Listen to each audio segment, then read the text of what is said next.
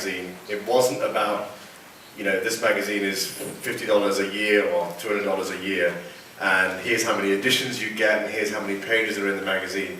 It was content marketing around, here's how you learn to dress better. If you're a guy and you dress like me, how can you be more fashionable?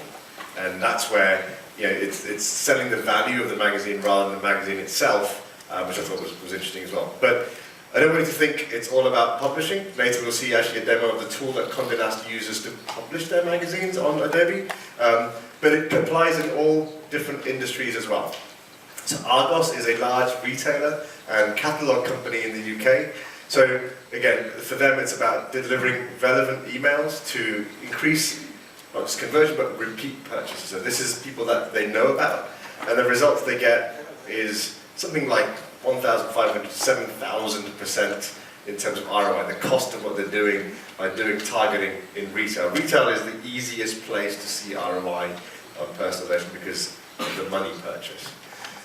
The next easiest is actually travel and hospitality. So group flow from Europe, again from not just email but direct mail as well, and doing things like point of sale. They're able to increase the quality of the membership of the loyalty program.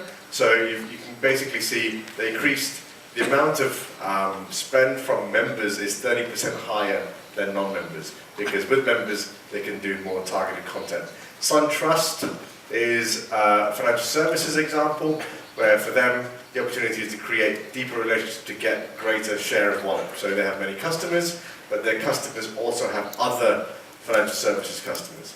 How do I get my customers to spend more with me and not with the other guys that I'm sharing the wallet with? And the solution was to present the next best offer. So based on what I'm looking at, what's the best offer to give me for the next product? And I'll give you another example of that later on. But results-wise, 47% increase in participation, 50% increase in click-through. So some big numbers when it comes to personalization.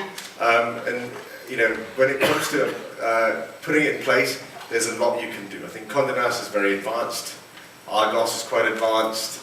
Some of the other examples are very advanced, but there is a path, if this is too scary, of where you can, we call crawl, walk, and then run.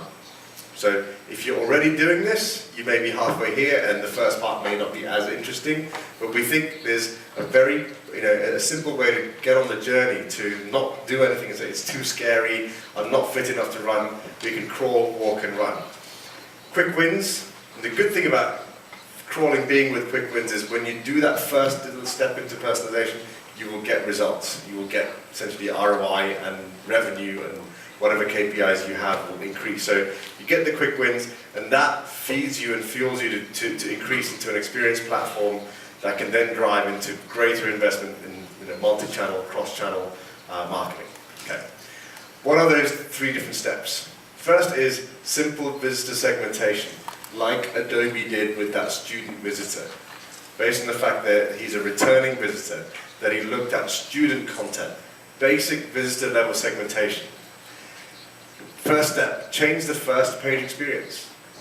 Right, so it used to be just testing, but testing and personalizing that landing page or that first page. I think today it's almost inexcusable for any of you that has a homepage that doesn't do personalization for returning visitors when they come to your homepage. Okay, or if you're running a campaign site, your landing page that is not personalized, getting started is very, very simple in that area. Another thing, which is actually quite a complex technology, but from a marketer's point of view, it's a quick way to start, is automated or behavioral targeting. This is where you trust the system to watch the traffic and start doing some behavioral targeting by itself. So it will take 5 different options and revolve through those and try and it will work out which segment each of those different options work best for.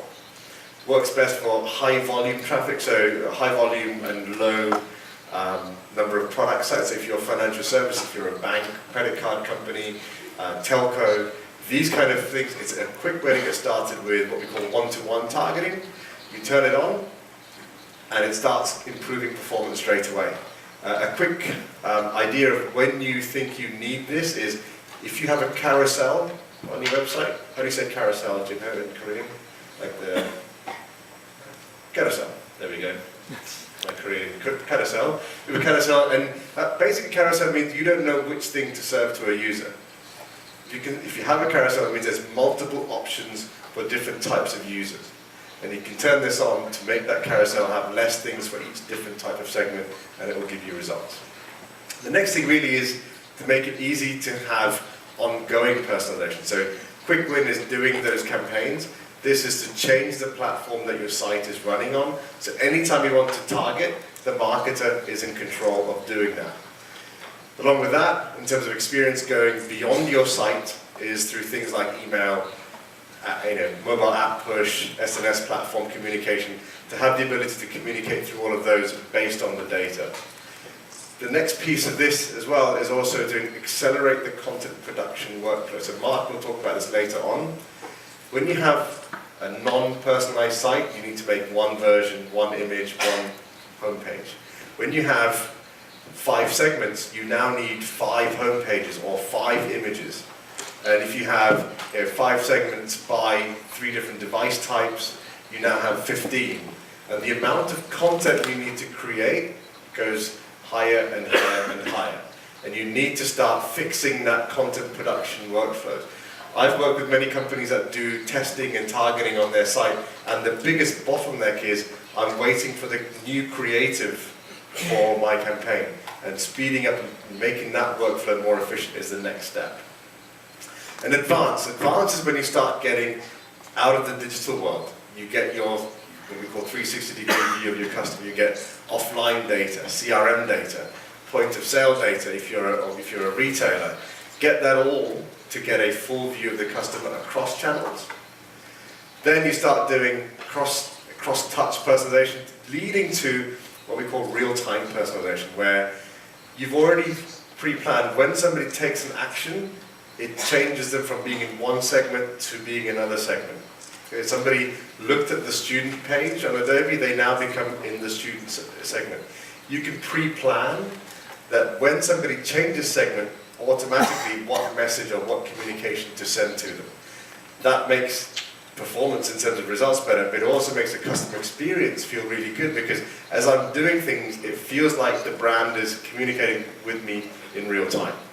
Okay, so that's, I guess, the ultimate that will get as far as today.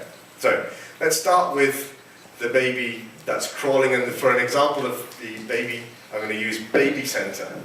Is Baby Center popular in Korea? No. Okay. Baby Center is a website. It was actually created by Johnson & Johnson, where it's everything you need to know about from the moment you're pregnant to when you have a baby, to when your baby grows up. So you put in when your due date is, it will tell you your baby is this big and this is what's happening, and as the baby grows, what you need to eat, when the baby's born, what diapers, hopefully Johnson & Johnson, cream that you need to buy, etc. It's the #1 mothering portal, I guess, in the English-speaking world outside of Australia, actually, the UK, US, and so on.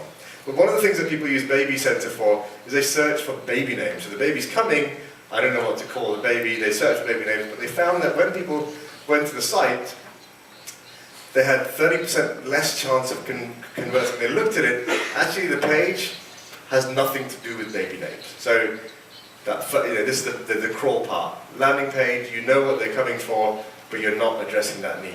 Okay? So what they did is actually, put baby name content onto the page and measured how that does. So you now got, when somebody searches for baby names and comes to Baby Center, you have different experiences that you can give them.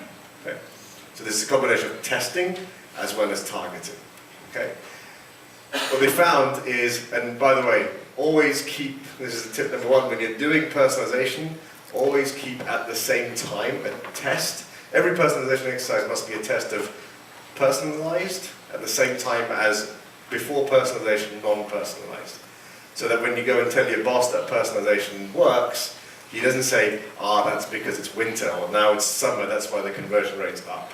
You can say, right now in the last 3 weeks, with personalization, we saw a 66% lift compared to without personalization, which is the original. Okay. So that's an example of a quick step in terms of targeting. To see how that works, I'm going to call up Sango to give you a quick presentation. Take care.